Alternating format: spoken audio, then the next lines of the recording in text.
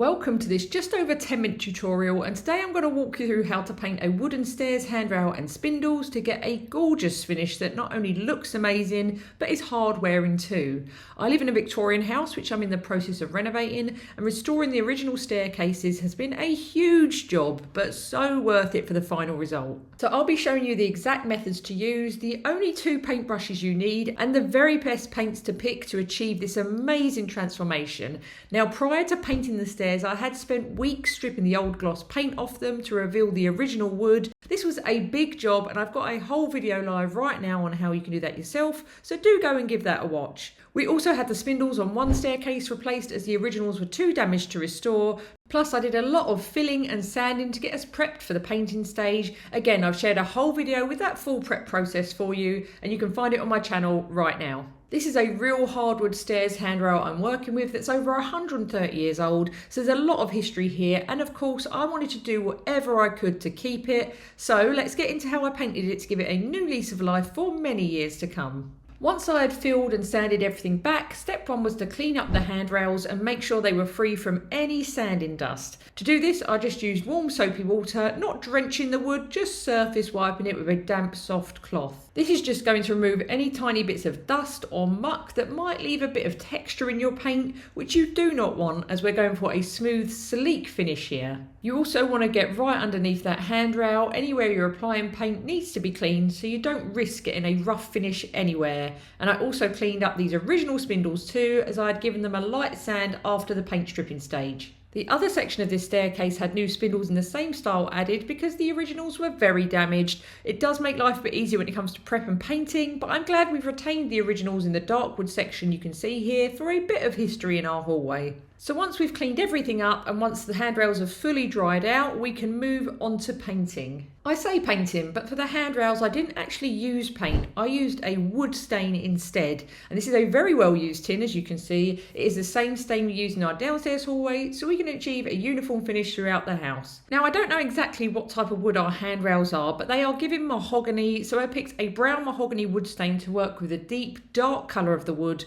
When staining your own stair handrail, be sure to pick a wood stain that's close to the actual wood colour for a more authentic finish. I'm just applying this in a thin coat, brushing back and forth in one direction and smoothing out any brush marks as I go.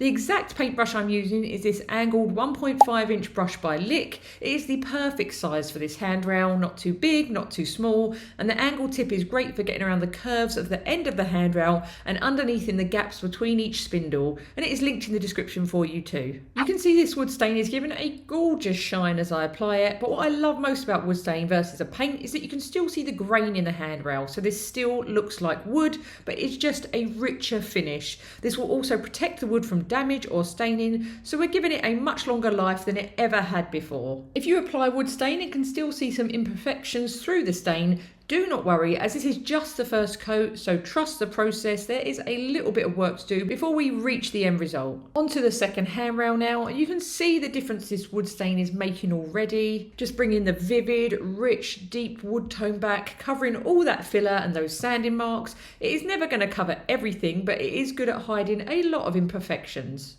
The stain I'm using is oil-based, so it requires white spirit to clean up the brush. With oil-based paints, you may find they're a bit thicker and stickier to work with, so do not overwork it. Just apply the stain in thin coats, let it settle, rather than brushing it over and over again, because that's when you end up with brush marks or claggy parts. Just be mindful of drips as you're applying the stain too, as these may be quite obvious once the stain dries, so just really focus in and look at every part of the handrail and smooth out those drips as you go. You're going to want to leave this for at least 24 hours to fully dry and cure. So while we let coat 1 dry, let's move on to painting the newel post and spindles. For this part, I'm not using a wood stain, I'm using a black wood paint, as we're working with lots of different woods, and a newel post that is not in the best state, so it'd be extremely difficult to get a pretty finish with that stain. This is French Chic's Lazy Range paint in Louf, and this is my holy grail paint for woodwork.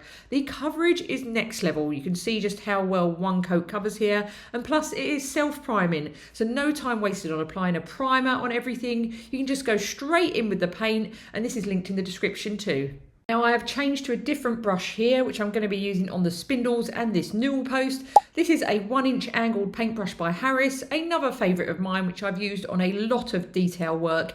It is a great small size for getting into the spindles and for all the curves and detail on this newel post. Of course you can paint your stairs any colour you like, paint it, stain it, it's totally up to you. Every house is different and I love this dramatic contrasting look of the black and brown wood, but you could go for a fully wood stained look or a bright colour instead of black, whatever works for you and your style. The same principles apply here with the painting, so smooth, thin coats, watch out for those drips and brush them out as you go. We are going to be doing a second coat of this, but the first coat is so strong and so good with this paint that the second coat won't take half as long. I've also used this paint further up the stairs that lead into our loft room, and you can see just how amazing this coverage is, and I really recommend getting yourself a self-priming paint as it's going to save you so much time. Imagine having to do this whole process 3 times over, so once with a primer, then 2 coats of your colour. It's just time you don't need to waste, so picking the right paint will make your life a lot easier. And now, sticking with the same paint and the same 1-inch brush, I'm going to continue onto the rest of the staircase and the spindles. Now you may have seen things like sock hacks or sponge hacks for painting spindles, and I'm sure they do work for some people, but call me old-fashioned. I like to get into all the detail with a small brush to ensure an even application. Plus those hacks do look very messy while this is contained and isn't going to waste any paint. With spindles, start from the top of each spindle and work your way down it, so anything that's dripping downwards you're sure to catch and smooth out as you go. As you can see, there was a lot of DIY activity going on while I did this. You really do just have to lock in, crack on, and it's a fairly lengthy process. I had around 30 spindles to paint, but it's all necessary to achieve your end result. It is near impossible to paint a whole spindle perfectly first time and from one side, so do not worry. Just get around as much as you can reach, working your way up one side of the staircase before switching sides to fill in the side you haven't yet painted. This is much faster drying than the wood stain, but a day later we were ready to return to the handrails for the second and final step, and that is sanding. You want to grab a high grit sandpaper, I'm using 240 here, and just give the handrail a light sand. We're not trying to strip it right back again, we're just taking any roughness or patchiness out of the wood stain, and while this may feel a bit like you're taking a step backwards and undoing some of your work, it is so necessary to get that perfect finish, so do trust the process. And this whole process is very DIY friendly, very beginner friendly. Even though it may look tricky in places, it doesn't cost a lot to do yourself, and you're never going to get it perfect, but remember, good enough is always good enough. Sanding between your coats of wood stain is not only going to make the finish look more even, but your final coat will feel so much smoother and silkier, giving you that lovely, sleek, opulent finish. Get right into all the areas underneath too. I wouldn't use an electric sander for this, as you just want to give it a really light rub. Then, like we did at the start, clean that handrail down with some clean water, removing all that sanding dust and any debris that's come from the sanding process. Run your hand over it as you go to feel for any areas that are grainy or bumpy, where you still might have dust and muck to clean off. Then once it's fully dried out, you can go back in for the second coat of wood stain. I'm using the exact same brush here, applying it the same way we did the first time, just long, smooth strokes back and forth, really spreading that wood stain on evenly. I only did 2 coats on the handrail and got the glossy finish I was after, but if you want to go for another coat, you can just repeat the process. You let it dry for 24 hours, give it a light sand and then recoat. I'm getting right under the handrail in between each spindle too. No stone is left unturned because the underneath of the handrail is visible as you walk past, so we want to make sure it looks spectacular from every angle. I really did find the wood staining process quite satisfying. This is such a gorgeous rich colour and the payoff is pretty instant.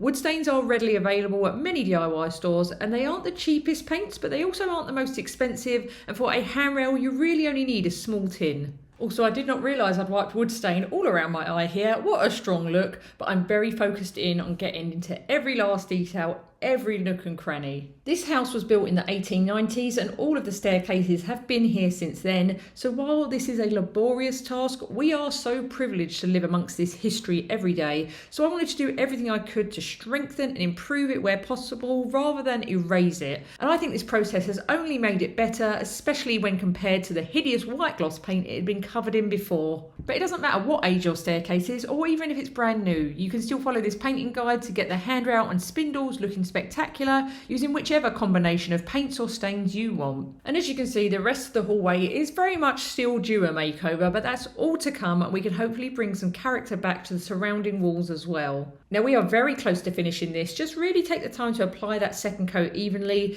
You don't want to add on extra work, so smooth strokes back and forth, and if you spot any dust or fluff in your stain as you go, just pick it out with your hand, then smooth over that finger mark with your brush again and you won't even notice it. This is going to take another 24 hours to dry, but that lovely smooth sheen should stick around this time thanks to the sand in between coats creating a smoother base. Then a day later I finally got round to painting the newel post and spindles of this section of the staircase, and my cat joined in for this stage, which wasn't ideal. White fur and black paint, not a match. But again, a very easy first coat as the French chic lazy range paint went on an absolute dream, covering all those dodgy imperfections all over the newel post and creating a smart finish.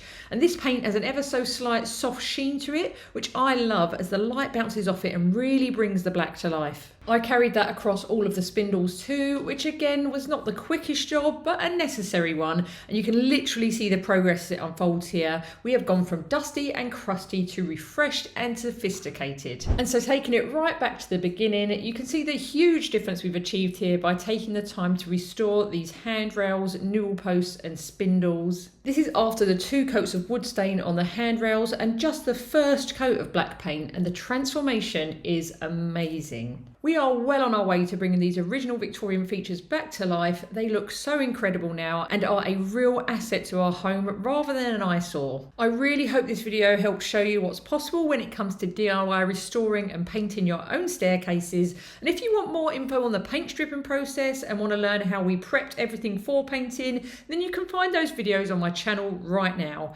Thank you so much for watching. Please do subscribe for more beginner friendly DIY tutorials and let me know what you think in the comments.